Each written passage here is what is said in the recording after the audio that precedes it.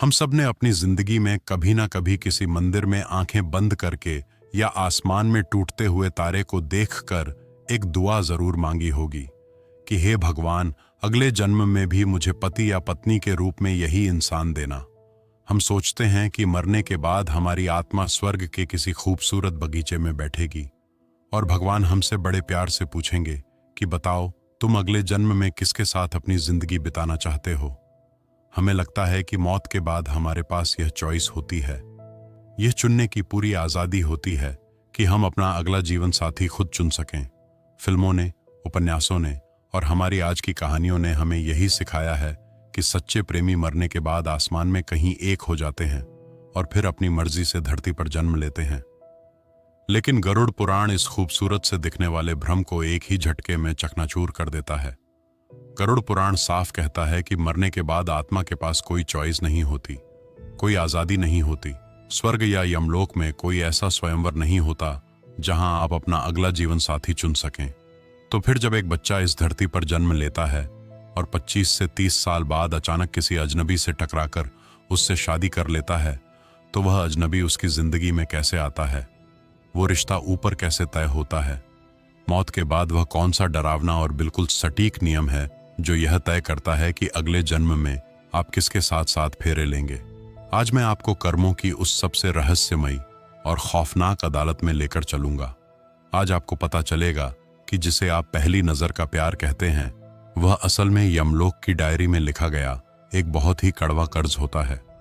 तो अपने दिल को थाम कर बैठिए, क्योंकि आज आपको वह सच पता चलने वाला है जो आपके देखने और सोचने का पूरा नजरिया हमेशा के लिए बदल देगा। जरा सोचिए, जब इंसान की मौत होती है और वह मृत्यु के उस घने अंधेरे महामार्ग से होते हुए यमराज के दरबार में पहुंचता है, वहां कोई उससे उसकी पसंद नहीं पूछता, वहां कोई भावनाओं की कद्र नहीं होती। वहां आत्मा बिल्कुल एक मुजरिम की तरह सिर झुकाकर खड़ी होती है। चित्रगुप्त उस आत्मा के कर्मों का पूरा वही खाता खोलते हैं। वह सिर्फ एक किताब नहीं है, वह इस पूरे ब्रह्मांड का सबसे सटीक और भयानक डेटाबेस है। उस डायरी में सिर्फ यह नहीं लिखा होता कि आपने कितने पाप या कितने पुण्य किए हैं। उस डायरी में एक बहुत ही खास और डरावना कॉलम होता है जिसे वासना, मोह और आरण कहा जाता है। यानी आपकी अधूरी इच्छाएं, आपका किसी इंसान से चिपकाव और आपका कर्मों का कर्ज। गरुड़ पुराण और कर्म सिद्धांत स्पष्ट रूप से बताते हैं कि आपका अगला जन्म और आपका अगला जीवन साथी सिर्फ और सिर्फ दो चीजों से तय होता है। पहला, मरते वक्त आपके दिमाग में चल रहा आपका बिल्कुल आखिरी विचार, और दूसरा, किस आत्मा के साथ आपका कितना हिसाब किताब चुकाना बाकी है। इसे एक बहुत ही गहरे और आम उदाहरण से समझते हैं। मान लीजिए एक पति और पत्नी अपनी जिंदगी जी रहे हैं। पति अपनी पत्नी से बहुत प्यार करता है, वो उसके बिना एक पल भी नहीं रह सकता। वह हर वक्त बस उसी के बारे में सोचता है, उसकी हर छोटी बड़ी जरूरत पूरी करता है। अचानक एक दिन उस पति की एक भयानक हादसे में मौत हो जाती है।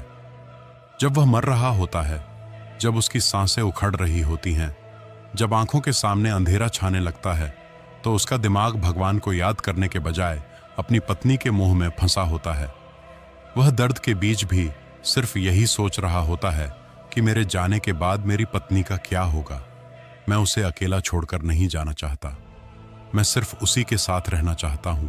और यहीं पर उसी आखिरी सेकंड में उस आत्मा के अगले जन्म का सॉफ्टवेयर हमेशा के लिए लॉक हो जाता है।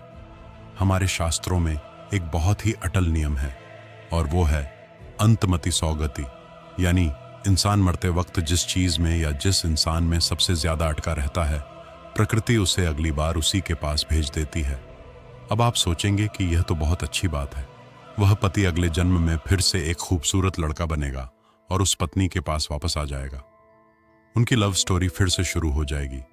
पर गरुड़ पुराण का सच इतना सीधा और रुमानी नहीं है। प्रकृति आपको उस इंसान के पास वापस तो भेज देगी, लेकिन किस रूप में भेजेगी यह आपकी चॉइस नहीं है। यह आपके पूरे जीवन के कर्म तय करेंगे।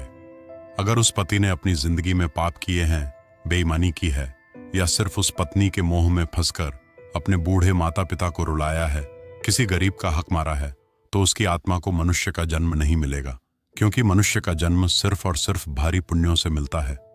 हो सकता है वह आत्मा अगले जन्म में एक कुत्ता, एक बिल्ली या कोई पालतू जानवर बनकर उसी पत्नी के घर में पैदा हो जाए। वह पत्नी उस जानवर को बहुत प्यार करेगी, उसे अपने साथ बिस्तर पर सुलाएगी, उसे अपने हाथों से खाना खिलाएगी। वह मोह जो उस पति को वापस खींच लाया था वो पूरा हो जाएगा।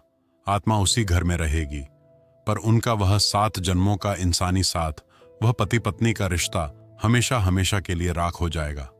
आत्मा तो उसी इंसान के करीब है, वह उसे देख रही है, वह उसे महसूस कर रही है, पर अब वह अपने ही साथी को कुछ बता नहीं सकती। वो कह नहीं सकती कि मैं तुम्हारा वही पति हूं जिसके लिए तुम आज भी रोती हो। यही मोह की सबसे दर्दनाक सजा होती है। आप सब कुछ देख सकते हैं पर आप कुछ कर नहीं सकते। लेकिन जो अगला सच उसे दिखने वाला था वो इस दुख से भी भारी था। अब इसका दूसरा और सबसे खौफनाक पहलू सुनिए, जिसे जानना हर उस इंसान के लिए बहुत जरूरी है जिसकी शादीशुदा जिंदगी में रोज क्लेश होते हैं, जो अपने रिश्ते में घुट घुट कर जी रहे हैं। बहुत से घरों में पति पत्नी एक दूसरे से भयंकर नफरत करते हैं। वो एक दूसरे को गालियां देते हैं, बात बात पर ताने मारते हैं, मारते पीटते हैं या सालों साल कोर्ट कचहरी के चक्कर काटते हैं। वह बस दिन रात भगवान से यही मांगते हैं कि किसी तरह इस इंसान से मेरा पीछा छूट जाए। मैं इसकी शक्ल तक नहीं देखना चाहता। पर जब उनमें से किसी एक की मौत होती है तो मरते वक्त उसके दिल में क्या होता है? क्या वह भगवान का नाम ले पाता है? नहीं, उसके दिल में उस इंसान के लिए बहुत गहरी नफरत होती है। वो खून के घूंट पीकर मरता है कि इसने मेरी पूरी जिंदगी बर्बाद कर दी, मैं इसे कभी माफ नहीं करूंगा। अगर मेरा बस चलता तो मैं इसे भी अपने साथ ले जाता। आपको शायद अंदाजा भी नहीं है कि मरते वक्त की गई वह नफरत, वह अंदर दबा हुआ गुस्सा आपकी आत्मा के लिए कितना बड़ा और मजबूत जाल बन जाता है। गरुड़ पुराण के कर्म सिद्धांत के अनुसार नफरत का चुंबक प्यार के चुंबक से 1000 गुना ज्यादा ताकतवर होता है। जब आप किसी से बहुत ज्यादा नफरत करते हुए मरते हैं तो यमलोक का वह एल्गोरिदम उस नफरत को एक पेंडिंग टास्क या अधूरे काम की तरह अपनी डायरी में दर्ज कर लेता है।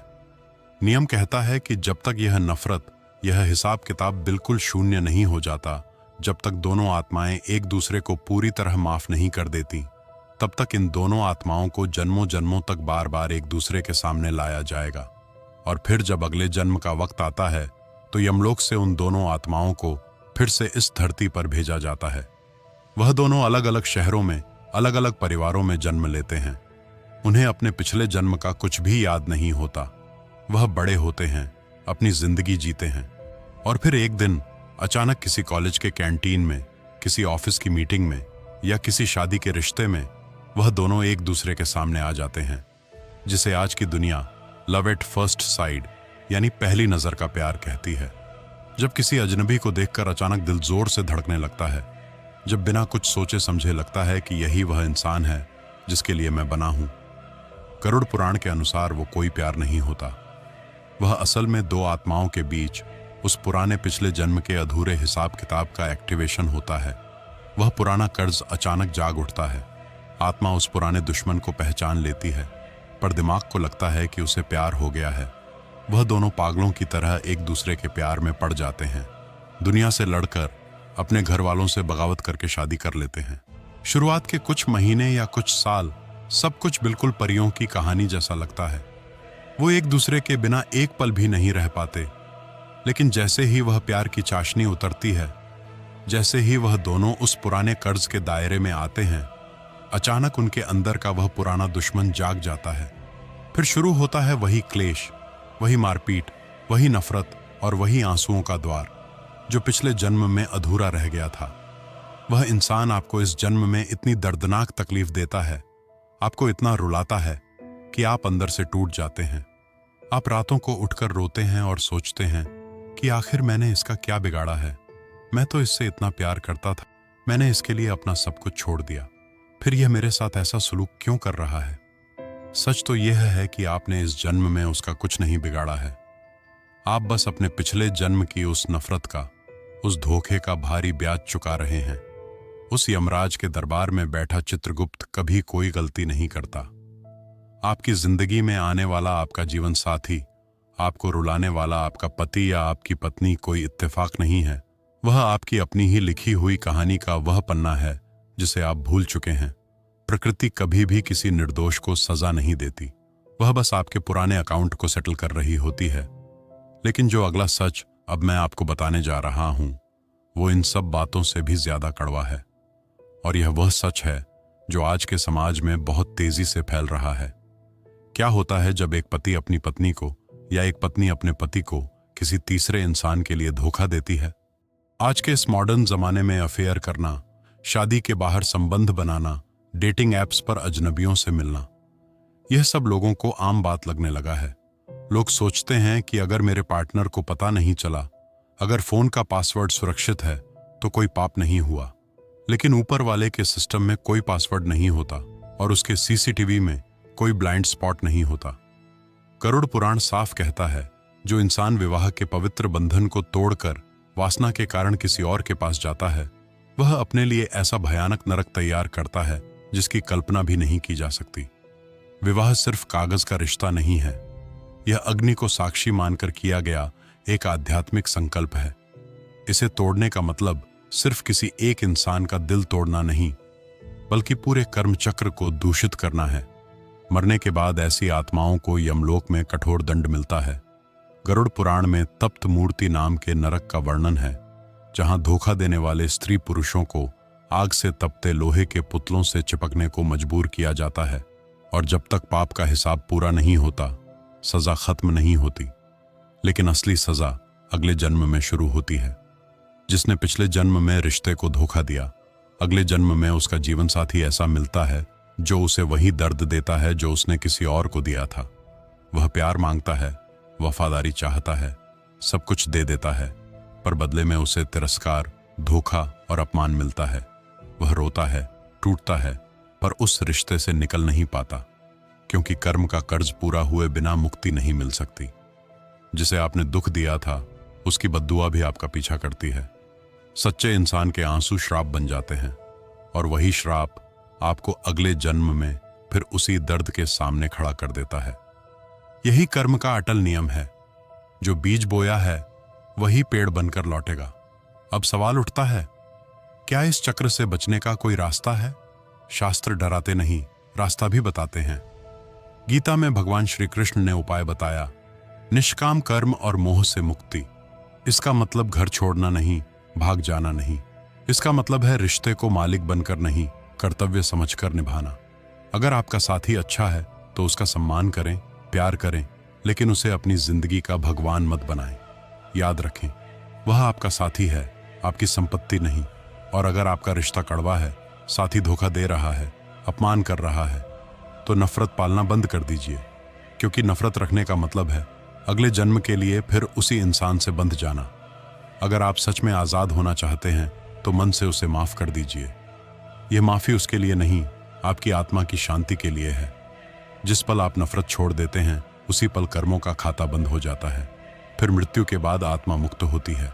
न मोह बांधता है, न बदला खींचता है। याद रखिए, यह शरीर, यह रिश्ते, यह पैसा सब अस्थायी हैं। हम यहाँ बस अपना रोल निभाने आए हैं।